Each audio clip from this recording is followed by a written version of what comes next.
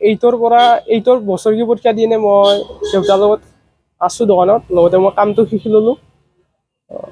যিহেতু দেউতাৰ মানে অপাৰেশ্যন হ'লে মানে দেউতাই বেছি সময় দোকানত চিঞৰি থাকিব নোৱাৰে, কাম কৰিব নোৱাৰে, মানে দুই একজনৰ কাটিনে আৰু বহিব লগা হয়। সেইকাৰণে মই দেউতাৰ লগতে মানে কামটো শিকি লৈ এতিয়া দেউতাক সহায় কৰি আছোঁ।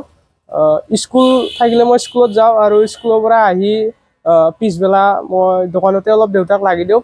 দেউতাৰ যিহেতু মই দিনৰ খোৱা ভাত লওঁ, সেয়ে বন্ধৰ দিনত মই এনেই ৰবিবাৰে দিনটো থাকোৱেই, বাকী এনেই স্কুলৰ কিবা হোৱাৰ কাৰণে বন্ধ থাকিলেও মই থাকোৱেই আৰু দোকানত। মোৰ মানে কি হয়, যিহেতু দেউতাই অকলে নোৱাৰে, ঘৰৰ বাইদেউহঁতেও দুজনী বাইদেউক পঢ়াই আছোঁ বাহিৰত, আৰু ময়ো পঢ়ি আছোঁ। লগতে ঘৰখনতো নচলে এজনে, আৰু দেউতাই নোৱাৰে বেমাৰৰ কাৰণে, সেইবাবে মই এই কামটো বাছি ল'লোঁ আৰু।